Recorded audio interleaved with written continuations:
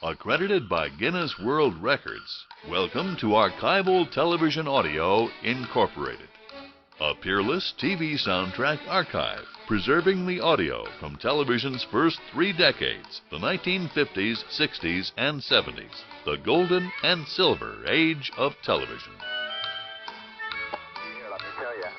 Well, you know, they're not going to have to run any benefits for us, as Mark said, and I think he said it very eloquently.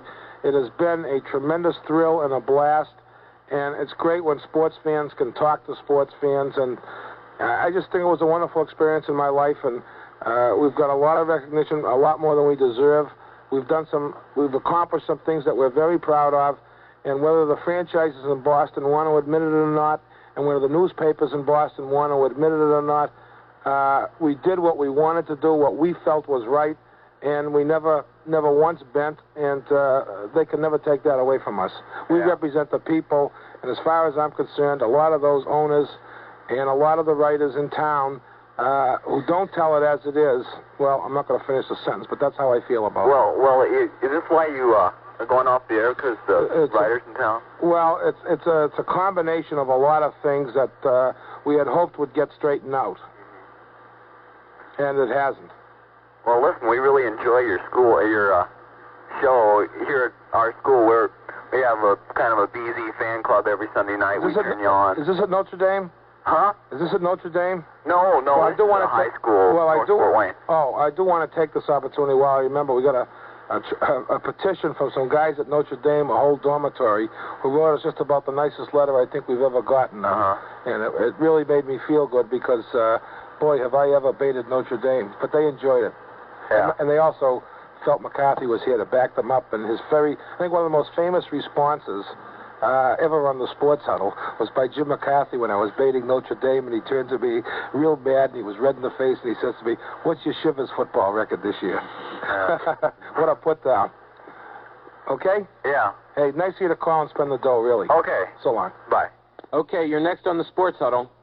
Hello there. Yes, hello there to you. I'm calling from New Bedford.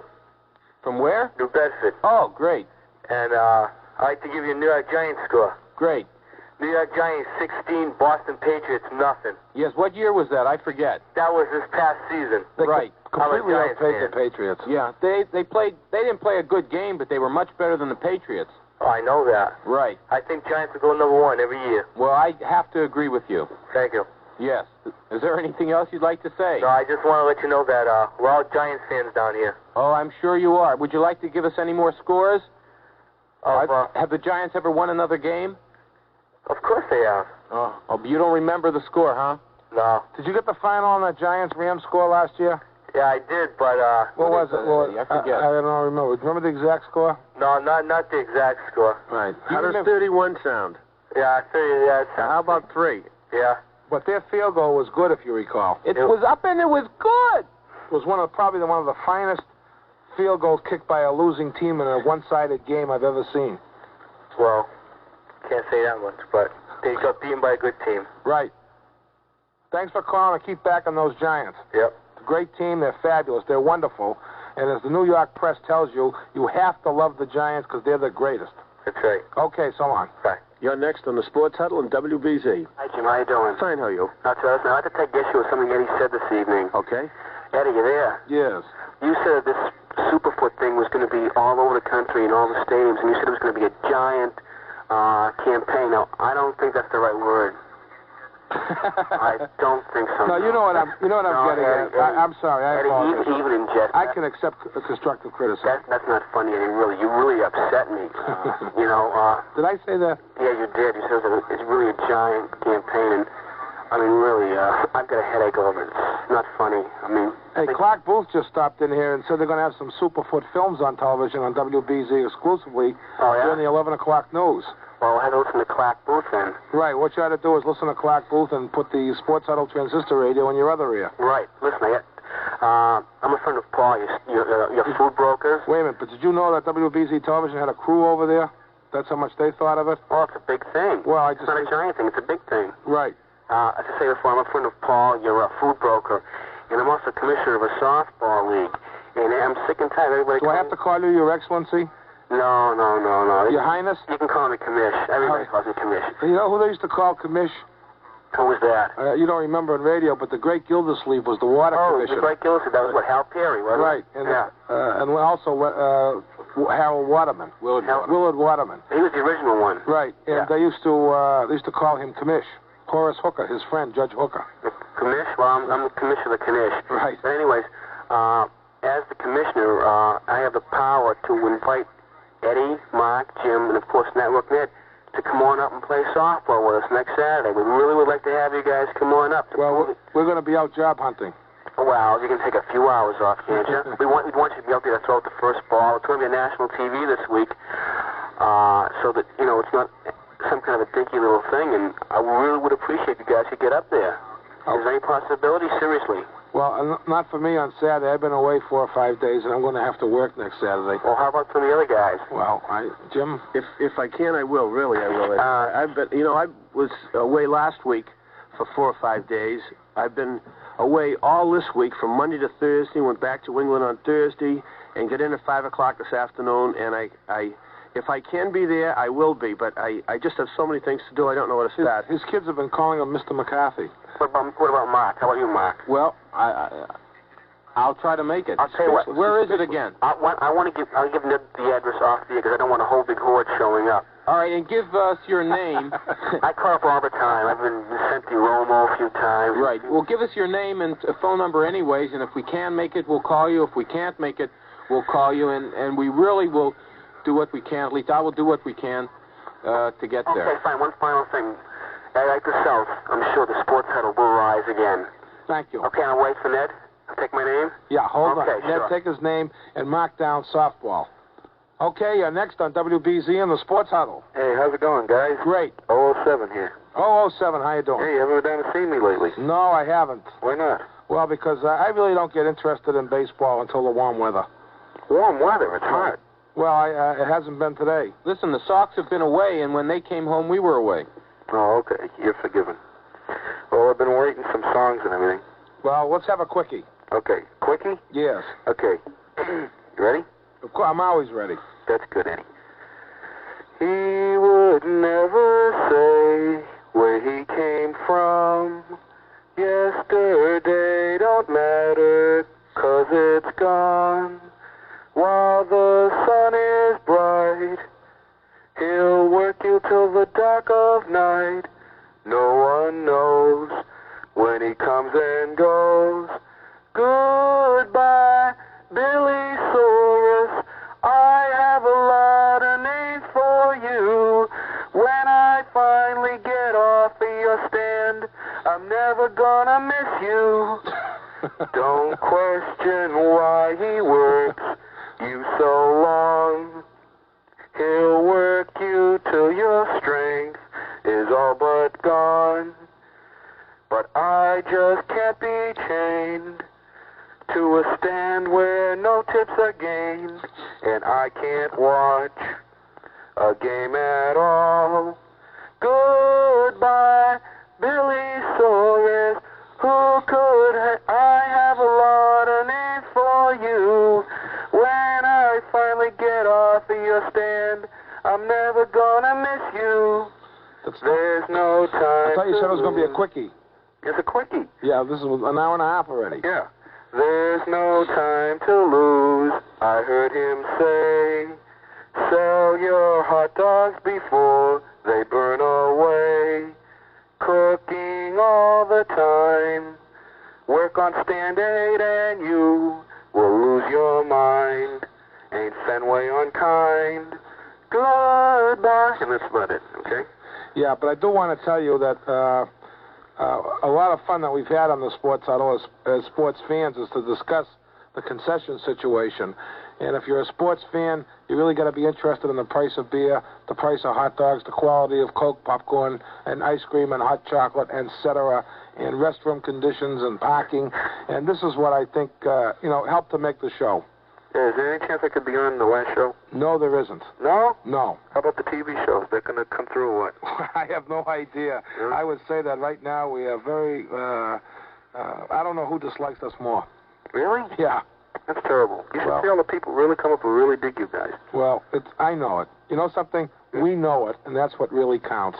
And who cares what all the people that are in the power to make those decisions, who cares what they feel? They don't know. If they know, they wouldn't make that decision. Yeah. Well, Okay? Yeah, okay. Next time you see Eddie Costello, tell him to drop down the street. Well, I'm hoping Eddie will call tonight, and I'm really hoping he'll be on the last show, along with the great Tony C. and a lot of the other characters we've developed here. There'll be free hot dogs for all you guys, including Eddie, but for Larry Glick and Dick Stockton, I'll have to serve them the ones that dropped on the floor. Larry Glick, how dare you say that about him? Well, he's our pal. Okay, I'll give him a good one. Who else? Cy Gorilla. No. No? No. They're all Man, good. Listen. Who don't you like?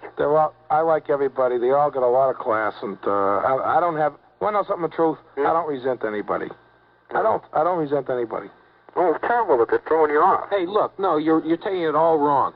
Hmm? Nobody, and we talk about the writers and whatever they'd say, nobody can touch us because there's not a thing that they can do to us because we've had a ball. People said we couldn't do certain things, and we did. We had the last laugh, and we've had a lot of laughs. So nothing anybody can do can touch us. And you're really wrong if you feel bad. Because anytime anyone does something to you, the one thing they can't stand if you laugh at them, especially if you have good reason to. Yeah, but I know. So don't let them know. Just have fun. I know it's been fun, but it's too bad the fun couldn't continue. Well, so, that's the way it goes. I'll try to give you a call next week. All right. We'd like to hear from you. Okay, we'll see you. You're next on the Sports Huddle. Hello? Yes. Hello, Eddie? Yes. Sound a little enthused. Well, I made a 50-cent bet with my friend that I would get on. Oh, I'm glad for you. Hey, I bet you, Yeah, I am. do you know where about that, Dorchester, that boys club is going to be, built? We'll dig it out for you. It's here someplace. Oh, I see. There's no chance of me getting that sweatshirt, is there? This is the first time I've called. Gee, I'm awfully sorry. There really isn't. Oh, please, I got a bad cold. I need one bad. Well, you should see Jim McCarthy's cold, and he doesn't have one. With the sweatshirt, I won't catch cold anymore. But I want to tell you something. There's a couple of chorus girls running around London with them that are really a sensation. Everybody wants to know what WBZ is. There's no Z over there, They call it Z. Well, come on now. I wouldn't get cold if I had one. Right. I got a lot of school sweatshirts, but... Right. Hey, if you call the Patriots office tomorrow, they'll give you the address of the boys' club. All right, but still, can I have a sweatshirt, please? No, hey, really, I hate to say no, and don't make me out to be an ogre. Oh, Eddie, please, I'll catch cold again. I'm awfully sorry. Okay? Can I talk to Ned? Network Ned. No, he's already left. He's been giving me a lot of grief about my cold. Right. No, listen, he'll give you some information on how to obtain one, okay? Will he? Right. Okay. Bye. Thanks. Bruce, where you going? You walk in and you run out, and what is the story? I'll catch you guys later. Okay, I Bruce. gotta do TV over there. Bruce Spregler's going to be coming up on TV with some awfully information on the weather soon. And don't forget, Clark Booth is going to have some information on Superfoot. So watch Clark and listen to Jim. Jim, they want to listen to you. Who wants to listen to me? The caller. Hi, how are you? Hi, Jim. What's new? Well, for your information, there are 7,472 bleacher seats in Fenway Park. Well, thank you very much. I knew there were at least 5. I really didn't know how many exactly over that. I have to question that. Well, why? Well, because, for example, supposing we got together, how many did you say? 7,472. All right, supposing we got all the practicing jockeys in America. Mm-hmm. Would you say we could fit more comfortably more than 7,472? Yep. Well, and if we had all the Eddie Andelmans in America, we less could than fit 2,000. Less than 300. Yeah. So doesn't it really depend on what's behind everything? Yes, it does. All right. So then why are you giving out this misinformation? Well, it's people take this show as gospel. It's just a close guess. Oh. Okay. Yes, and as a matter of fact, the correct figure happens to be 8,500. Oh, pardon me. Okay. Is a mystery sporting term tonight? After the Bruins win the Stanley Cup, we're going to have a big parade and celebration at City Hall. No, I'm awfully sorry. Isn't it close? We're going to drop the balloons from the roof, or we have several 100,000. 700,000 balloons? Balloons, yeah. What for? for? They're all ready for the victory celebration. Remember Jack Ken Cook had them out in L.A. when L.A. was going to beat the Celtics for the last time there? Oh, yeah. 2 years ago. The Celtics beat them for the championship. Those are official Bruins victory balloons. Oh, like the kind they sell at the souvenir stand. Right. Oh, and Eddie, you said you don't resent anybody? No, not really. How about Chris Schenkel? I resent Chris Schenkel. I stand corrected. He has to be the worst announcer in the history of sports, in my opinion. Oh, what's your opinion of Phil Rizzuto as an announcer? I would say that he's the worst announcer in the history of sports. Well, how about Chris Schenkel was? Well, I'd have to call it what we call in racing a dead heat. Hey, how about Johnny Pesky? I would have to say it's the first triple dead heat in broadcasting. Yes, is it true that Guy Manella trained at the Johnny Pesky School of Broadcasting? No, he didn't. Well, where did he train? In Milwaukee. Oh. Okay, is that where they make Manila 8? That's exactly where they bottle Manila 8. Well, you better start plugging that Manila 8. You don't have much time left if you're going to sell any. I wish I had a piece of it. I mean, gee, Guy has a whole warehouse full. No, Manila 8 has really moved. Oh, yeah? Guy is making a lot of bread off it, and I'm glad for him. I haven't been able to find it anywhere. Well, it sells out as soon as it comes in. Oh. But don't forget, it's the drink of campers. Drink of campers. That's right. Oh, well, I'll remember that. Remember, the outdoors has lots of fresh air, as Guy says. Oh, this is the guy with the baseball cards, incidentally. Oh, the 10,000 baseball cards? 10,135. I have that picture you sent me. And that has gone up in my cellar, and it's really a great picture. That's good, because I haven't sent it yet. Yes, you did. No, I didn't. Well, somebody's kid sent me a picture with thousands of baseball cards. Well, he couldn't beat mine. Right. So long. So long, Eddie. Bye. Take care. Oh, wait a minute. I'm sorry. We're calling for another call, but it's wrong because Streeter Stewart's coming up with the 11 o'clock news. So stay tuned. Sports Huddle will be on till 12 midnight.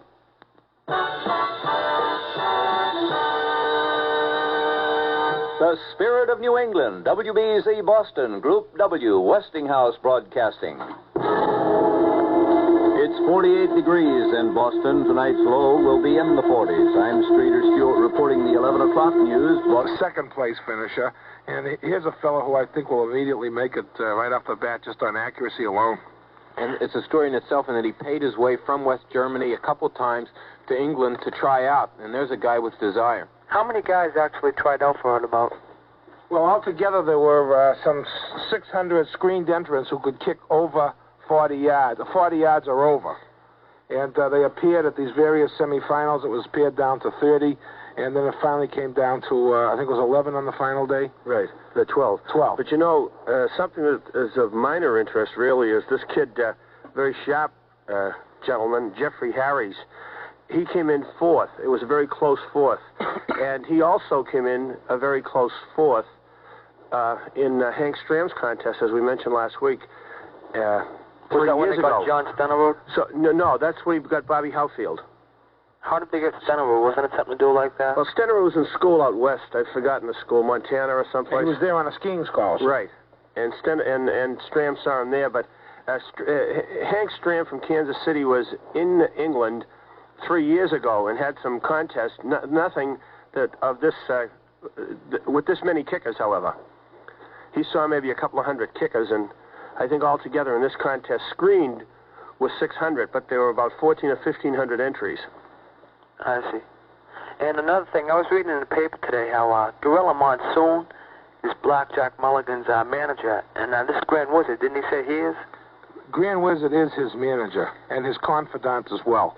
Well, just one paper, the Herald, and it says Gorilla Monsoon picked up the knife and threw him out. Well, he's a close pal. Well, it said it was his manager. I didn't know. No, it's not correct. And how come you guys always had Mike Epstein's name on the end of everything? I couldn't figure that out. Because we like the way it sounds. It sounds funny. I mean, is it because he was just added on to the Senators and he had no place there for him? No, it's just a gag that in law firms, there used to be a lot of law firms, and sometimes they'd have O'Malley, Ryan, and Goldberg. I know. See. So Andelman would go good on that, too. You bet your life. And I had a sweatshirt and it shrank, and I saw Eddie Costello in the garden one night. How can I get another one? Well, you'll have to hang on, and Network Net will tell you how. Oh, okay, thanks a lot. Okay, but you can drop a note to the Sports Huddle. I hope you show up somewhere else, too. Thanks very much. Okay, I'll see you. All right, you're next on the Sports Huddle. Oh, I'd like to talk to Mark. Yes, this is Mark. Well, first of all, about Superfoot. Right. I think, in the day of the $100,000 athlete and these high salaries, that the common person can't relate to them. And I think with an athlete such as Superfoot, I think the working guy making anywhere from $5 to $15 grand a year will be able to go out and, kind of get involved with the game more, and plus kind of relate to him. Right? Well, I think you're right. I think you'll relate to him for many reasons. One, because, he's like one of us, a working stiff.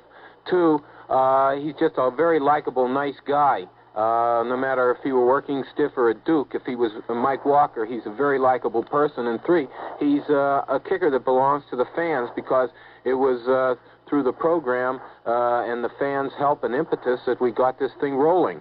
And it got rolling, really, because we could tell various people that the sports fans of New England and beyond New England would be interested in this. And that's why people took the time and effort to try to find him.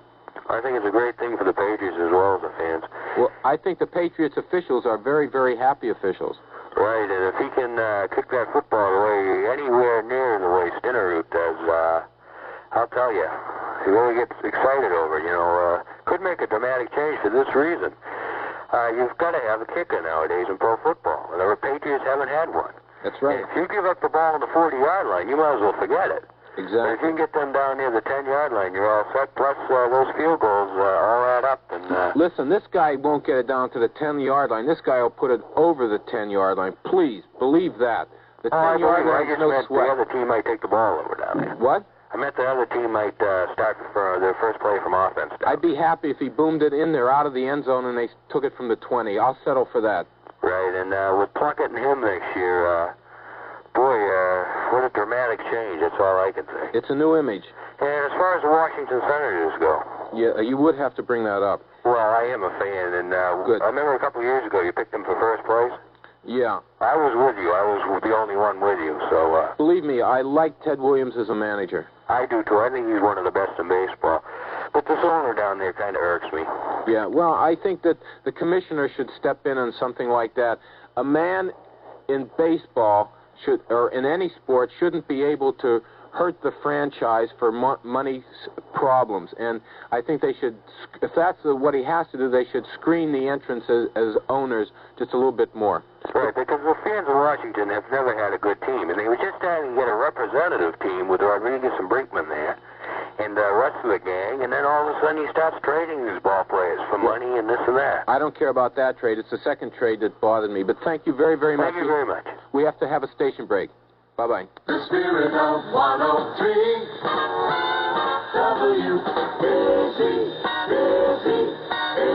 The Spirit of New England, WBZ Boston, Group W, Westinghouse Broadcasting.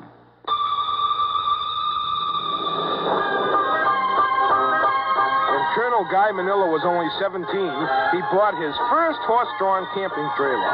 Guy was the driver, head beaver scout, and blacksmith, and fired anyone who used matches instead of rubbing sticks together. Later, he purchased his own power-driven camping trailer and turned it into the pride of WBZ.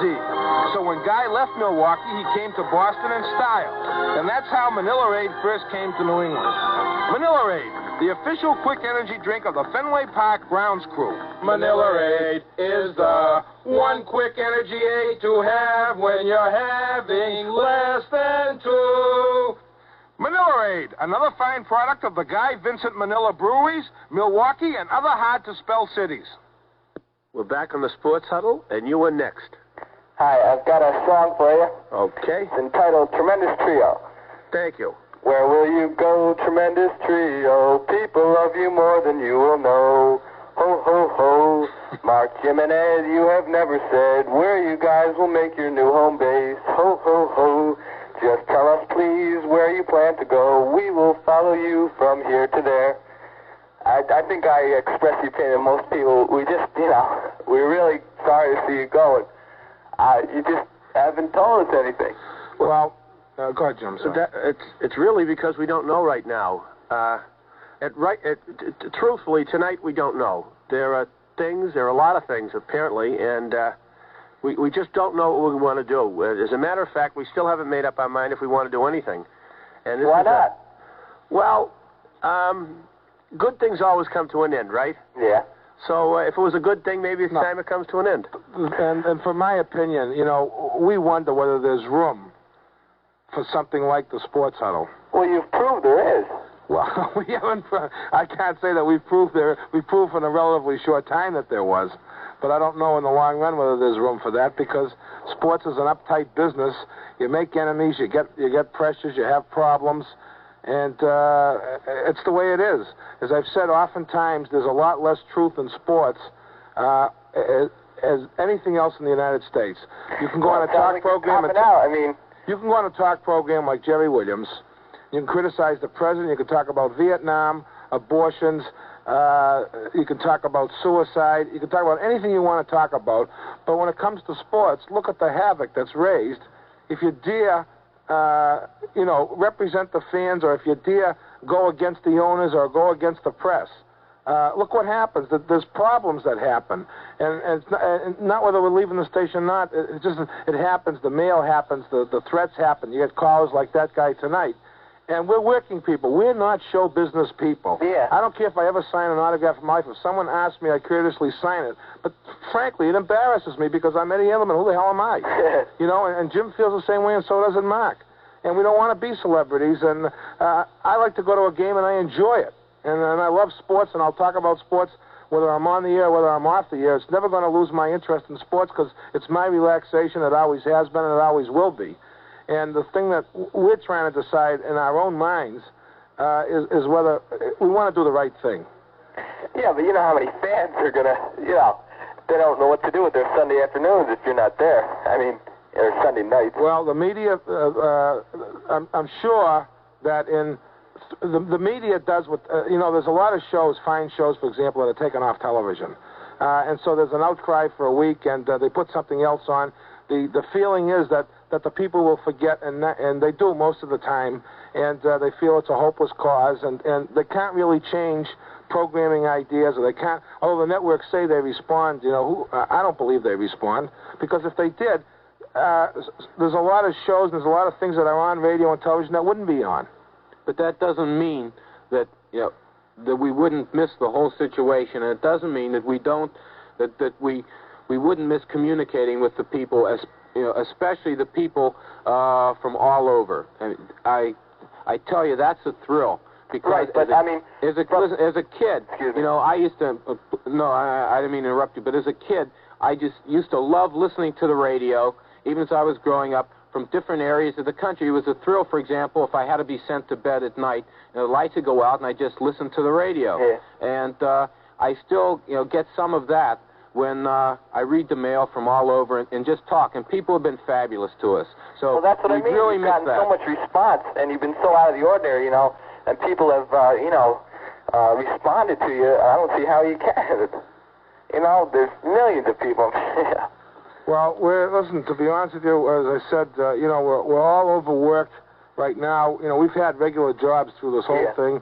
And I frankly haven't been away, for a couple of years, and I want to take a couple of weeks off. You haven't been away? Well, I haven't been away on a vacation. This I certainly can't consider. Our trip to the West Coast was a great time, but we were with the people from 7 o'clock in the morning or 6 until 3 o'clock at night. You know what I mean? To spend time with the people. So when I got home, I was a basket case from being out on the West Coast on this fun trip, and it was a great trip. I loved it, and I go tomorrow. And in London, it was the same thing. We had to appear, for example, after being up 26 hours in a row. We had to go out to, and when we landed at London, we had to go to, we didn't have to, we wanted to go to an American Air Force base who wanted to have a luncheon for us and the Patriots, and to have Mesa say a few words, because these guys have been over there or in Europe a couple of years, and John Mesa got up. It was the thrill of their lives, because they don't have football anymore. They could talk, and they could ask questions about Plunkett and about the NFL and about Notre Dame, and it was a great thing that we went to. But in Superfoot, we worked. We held the ball. We worked with these guys. It wasn't... I hate to break some writer's heart's feeling, who's already been mentioned a couple of times tonight, but we weren't slick promoters on anything. Superfoot cost us as much money out of our pocket as it cost any of the companies, including BOAC and the London Daily Mirror and Westinghouse. We did our part. We did more than our part. And it wasn't a promotion. It's something we wanted to do. It's our way of doing something for the Patriots, who we've also torn apart when we felt they had to be torn apart. But now we came through for them. At one time, we came through for the Bruins. And this is the way we always operated the show. The unfortunate thing is that there are people that write newspaper columns, and there's no one in particular. There are people, I'm saying in general, who, because of some inborn guilt feeling about something, I don't know what it is, feel that everybody does something, they're slick, and they're doing it for a big buck. And I could have you talk personally, I don't know who you are, to either the Crimson Travel, Dave Presky, or talk to the BOAC people, or the Patriots, or the London Daily Mirror people, and ask them how this whole thing was put together and where all the monies came from.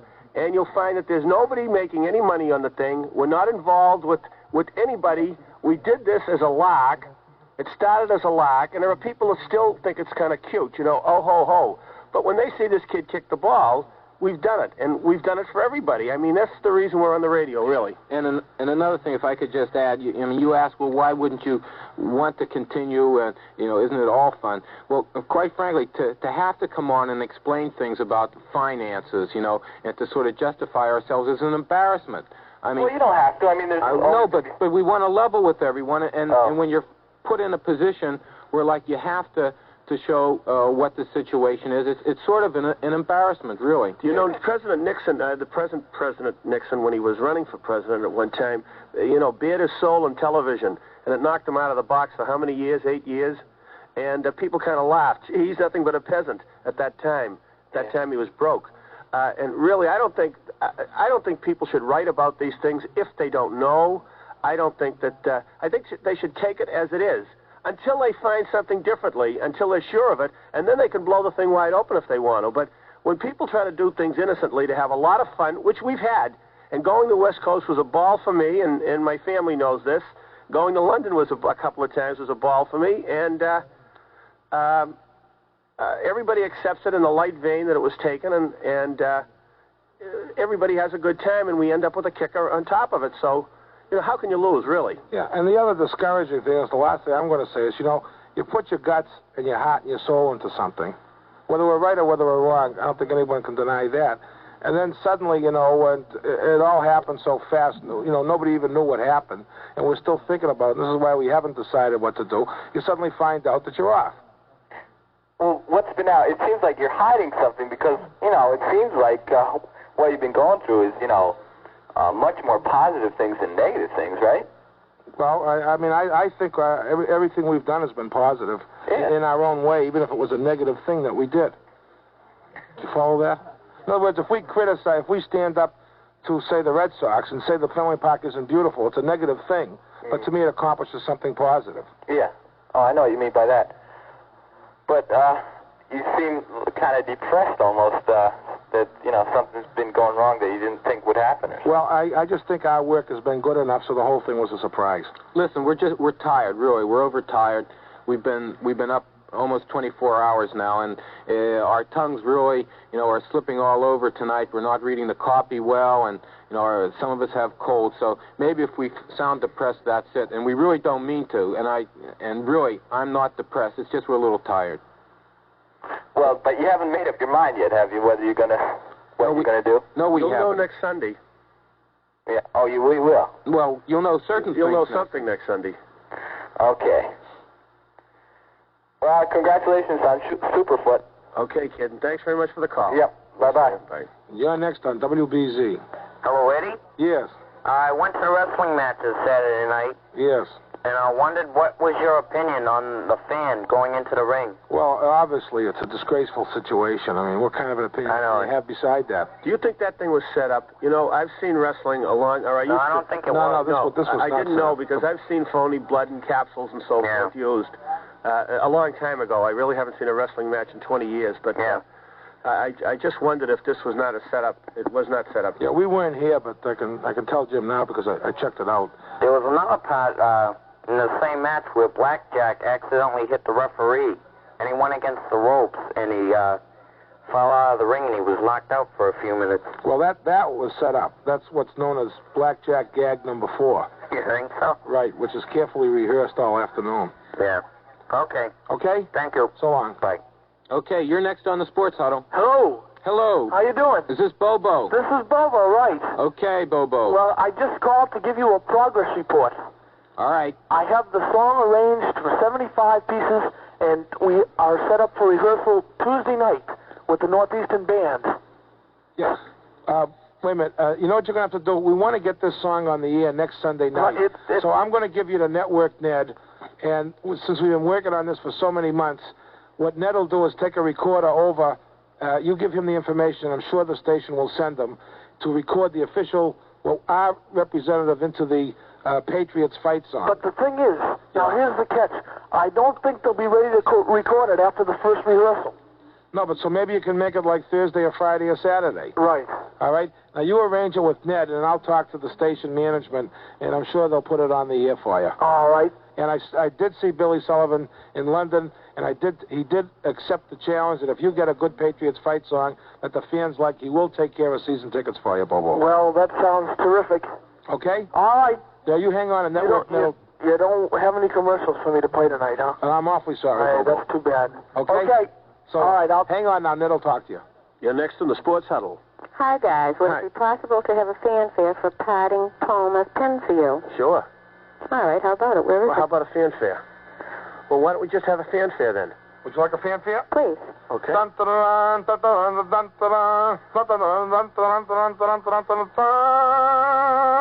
it. Not too good, huh? Well, it'll have to suffice. Okay. All right, here's the poem. We're sorry Sports Huddle is leaving the year. Such dismal news is hard to bear. Our Sunday nights were full of cheer. When Eddie, Mark, and Jim we could hear. Their knowledge of sports was something to behold. Their fun and good humor a pot of gold. Sunday nights will never be the same. When Sports Huddle's gone, let's call the game. We wish you well wherever you go. Our hearts are heavy. We wish it weren't so. Beezy without you will never be the same, 'cause Sports Huddle brought it a lot of fame. Adios, amigos. Auf Wiedersehen, farewell. It's time to go, and history will tell of three great sports who played and won. Hold your heads high. It was a job well done. That's very nice. Hey, would you do me a favor? Surely. Would you send that to us? Yes. Now, will you do me a favor? Yes. I have two boys, 12 and 14, and I have been promising them for almost a year that I would win them a Sports Huddle sweatshirt. Well, you got them. Fine, thanks. And listen, guys, good luck wherever you go. Hang on, and Network Ned. Can you put him on hold? Put her on hold, Charlie. Network Ned's on another phone call. Charlie, can you put her on hold? Okay, thanks, and thanks for the poem. You're next on WBZ. Hi, I want to know, I heard a person calling a few minutes ago about the wrestling last night. I want to know if you wanted to hear the whole story about it. Really, no, it's too gruesome. Oh, no. I don't even want to talk about anything like that because everybody feels the same way we do, and it's a disgraceful thing that happened, and it's certainly wrestling should be fun, and we've always treated it as fun. And when something like that happens, it's sad and it's disgraceful, and I really don't want to talk about it. Yeah, well, it wasn't set up, if that's what you were wondering, but no, the referee was and all that stuff. Because they've done it before, it was the same thing they had a year ago. Right. But I just want to ask you, what do you think of Bill Cardill's announcer? I think next to Chris Schenkel, he's the worst. Yeah. And do you know who the only man over the pinch hit for Ted Williams was? Yes, Carol Hardy. It was? Yes. Okay, it wasn't one of the Stevens guys that played for the Red Sox at that time. Werner Gene, No, Gene was his caddy, they called him. Yeah. But Carol Hardy, an All-American football player as well as a baseball player, pinch hit for Ted Williams. Right, and was he the guy that went to left field when they took out Williams in his last game? Was that Stevens? You know, I was there. I believe it was Gene Stevens, but I'm not positive. Okay. Right after Ted hit the home run, I think it was Gene Stevens, but I'm not sure. Okay, I'd just like to say that I've listened to you guys a little bit. I go to school in Vermont. I don't catch you up there too much, but like Kirk Hardy said, you're like Williams, you're colorful, but controversial, or vice versa. Controversial and colorful. Well, I think one of the best shows we ever had was the night we had Kurt Gowdy on, and what can you say? A man of that stature coming on our show was a thrill for us. Right. Okay? Okay, thanks a lot. Good luck. Thank you. Bye-bye. You're next on the Sports Huddle in WBZ. Hello, who's this? Jim. Jim, is it true that the Adams are going to donate the gun for a giveaway party? And Chris Schenkel's going to master of ceremonies? That'd be a funny bit, wouldn't it? That'd be fantastic. I think they'd give it to us for a week free. I happen to know that the Bruins are heartbroken over this whole thing. Oh, it must be breaking their heart. The price of beer's going to go up another nickel. Yeah. Well, we could see their happiness today when I saw that clip of pictures in the paper with the coach with a big grin on his face in the rain down in Hatherley. And as I said before, and I'll say it again, I'll say it to their faces, that's the way I feel about it. They ought to pack their bags and go home. And really, hide their heads because they were tough. They played against a tough team that didn't have their ability, and the team outplayed them. all over the place. Oh, very well, very well. I agree with you. The Montreal's like the old Boston Celtics. When it comes down to the nitty-gritty, That's right. pride counts. That's right. And I'll tell you, there's nothing like an athlete in his late 30s or early 40s coming through in the clutch. You know, it might be his last shot, but he goes pretty good. That's what you call desire. That's the size of it. And I'd like to wish you guys an awful lot of luck. And I will hope you, wherever you go, I hope you have a tremendous show like you do now. Well, we appreciate it. Okay, thanks a lot. Thank you. Bye now. All right, you're next on the Sports Huddle. Yes, I'd like to comment on the season ticket holders for the Bruins games. Yes. The season ticket holders, they say they won't give them up because, they've been faithful for all these years and everything since the Bruins, been playing. What about the people, that weren't born then who would like season tickets now? I think someone should do something about this. Well, it's an impossible situation. There are equities on both sides. I think that there should be a way to, to maybe limit it to half, or there is, I'm sure, a way to get more people in there, but I don't know. Well, I thought the best suggestion was either yours or Eddie's, Mark. That Eddie's. The people that don't use, a lot of people don't want to see Vancouver.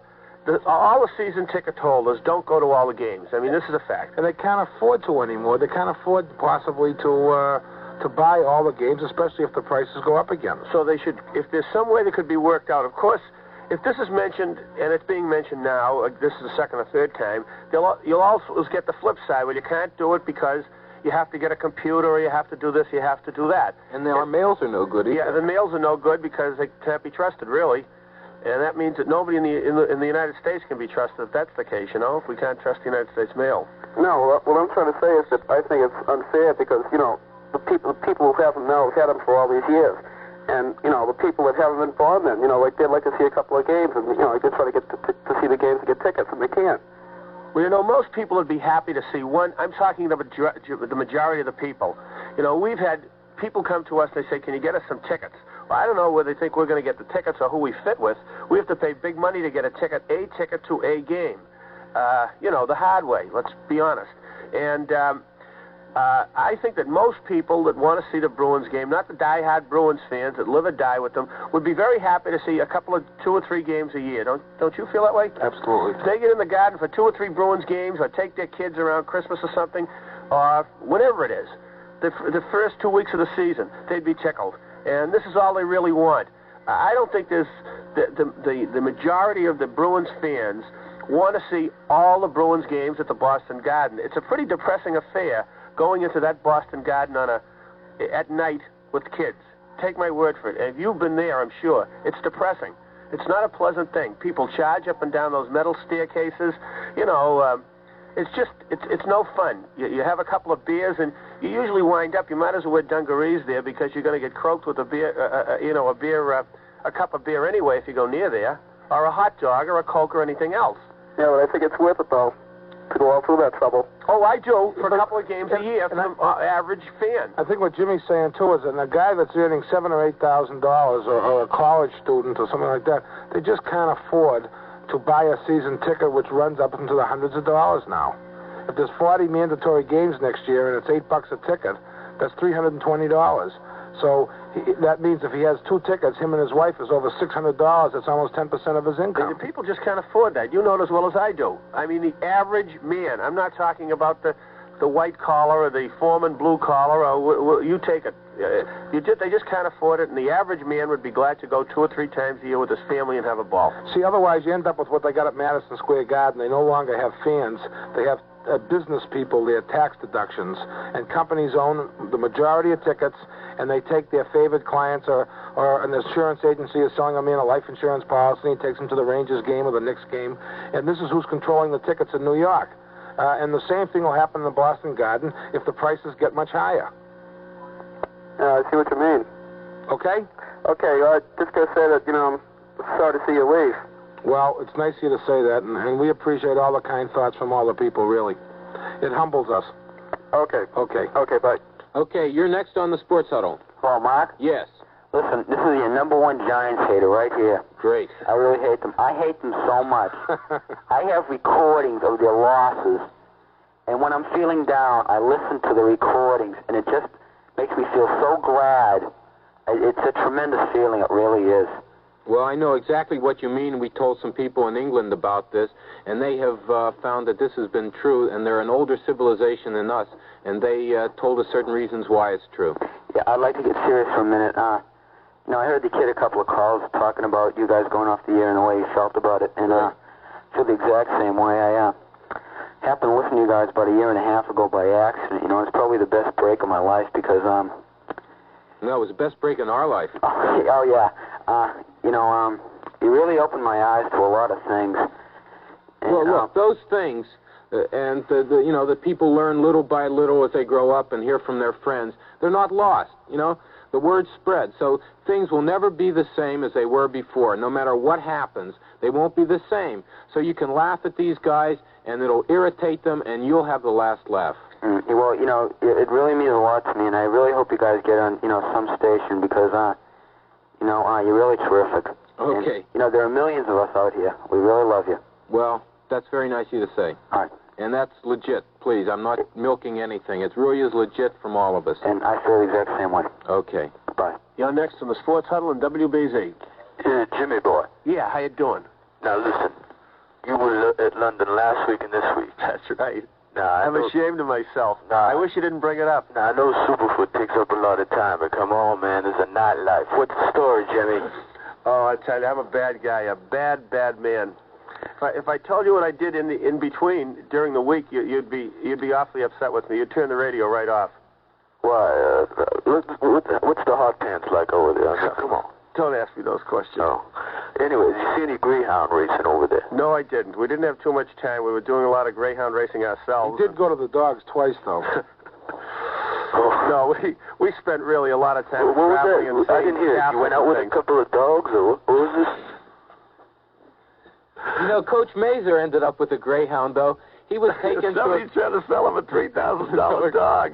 He had the time, I think, of his life. He went with a driver who had been with us and took us to the Air Force Base, and he had an evening out in a couple of English pubs, and he ended up in this one pub where a guy was actually trying to sell him this greyhound racing dog for $3,000. Yeah, that's like selling the Brooklyn Bridge. And they think Americans are very smart because we all went out to eat to a restaurant, and General Manager Cy Yanoff bought supper for everybody, for Billy Sullivan and the Sports Huddle, and one or two other people that were there, Barry Glassman, and they thought that we were so intelligent looking that they gave him a check, and we knew it was, when we translated the pounds into dollars, we knew that definitely supper for five of us with one drink couldn't be $200.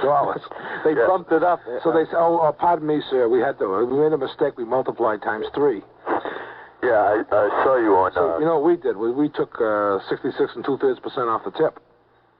Did you see that television thing? Yeah, I was going to say, I saw you on Clark Phone Booth's TV thing there. Well, you know, we didn't see it, but... Well, Eddie looked kind of like, you know, he didn't know where he was. Well, let me tell you something. And we had just come in out of the rain, you know. We were standing out there. We didn't have raincoats, and we were drowned at that time. I know, you could see you know, like you look bloodshot, Jim. Oh, I usually look that way. I want you to know we're going to miss you, and there's someone here who wants to tell you that no matter where you go and whatever you do, just remember this, okay? Don't do it. Don't do it. No, it's not dirty. Okay. You can be sure if it's Westinghouse. Okay, you're the last caller tonight on the Sports Huddle. Thanks for the call. But we do want to say that anybody that's left hanging on the line, as we've always done, no matter what time of the night it is, we say hello to the last few people that are left and were nice enough to call. You're on WBZ. You got 2 minutes. Hello? Well, we'll have to try another one. 2 minutes. Okay, you're on the air. What's happening? Hello? Hello, is this Eddie? Yes. Oh, this is Mr. GIANT again. Yes. And although I've been a great Giant fan since 2 years before the fabulous Jimmy Colclaw made his first reception for the fabulous Patriots, and I'll be a fan until little Robert Tucker Duhan, you know, that's Bobby's son-to-be, yes, makes his first reception for the fabulous football Giants in 1991. I guarantee you it'll be a fumble. No, it will not, Eddie. Anyway, after all that, I'm really sorry to hear that you guys are going off the air because you've done more to promote, you know, the fabulous Giants because you're always talking about them. Well, that's why they're selling out all the time. Well, of course, Eddie. 63,000 every game. Exactly. Hey, listen, Eddie. It's hard to get that many people of below average intelligence together at the same time. Oh, Eddie. Hey, listen, Eddie. I want to give you a great moment in Giant history.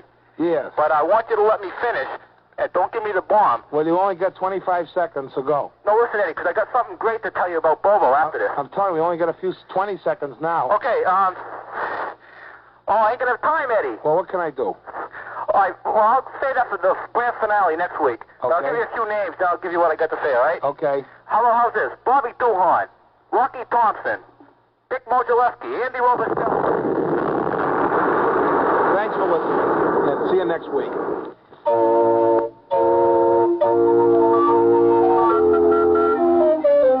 Autographed pictures of Jim McCarthy searching chorus lines all over London for a super leg will soon be available with each and every new subscription to Unemployment, the official magazine of the Sports Huddle. The formation of a new advertising agency by Murray Wall, Phil Roof, Bobby Dorr, Rod Sealing, Frank House, and Mike Epstein will be known as Wall, Roof, Door, Sealing, House, and Epstein.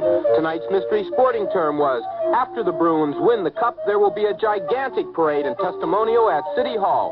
Since no caller got it, $50 will be removed from the jackpot and donated to the committee to help erect a statue of Bobby Duhan, calling for a fair catch on the Boston Common. The NAACP has announced that their Sportsman of the Year award will go to Tom Yawkey of the Red Sox for what he has done on behalf of black grouse hunters everywhere. Dick Stockton's latest book, What a Good Deal I'm Walking Into, has moved on to the 10 bestsellers list, replacing Cy Gorilla's I'm Glad the Sports Huddle's Leaving, for there was room for only one exciting sports show on BZ. The raging argument as to whether or not it is BZ Radio or television who doesn't want the Sports Huddle most will soon be settled by the fair, impartial, but disinterested Westy Jr. Network Ned Foster produced tonight's Sports Huddle program while cleverly disguised as a hard-hitting, controversial sports reporter from Pittsburgh. Tonight's Sports Huddle program is being transcribed and beamed via Telstar to our armed forces in and around Boston Garden. The fabulous New York football giants Hate the Sports Huddle fan club has announced that their movement is gathering momentum, and the membership has reached 9 with the signing yesterday of Marty Glickman, Tucker Fredrickson, and Bobby Duhan. Be sure and tune in the Sports Huddle next week and hear Westy Jr. deliver a dramatic eulogy for his dearly beloved but departing Sports Huddle.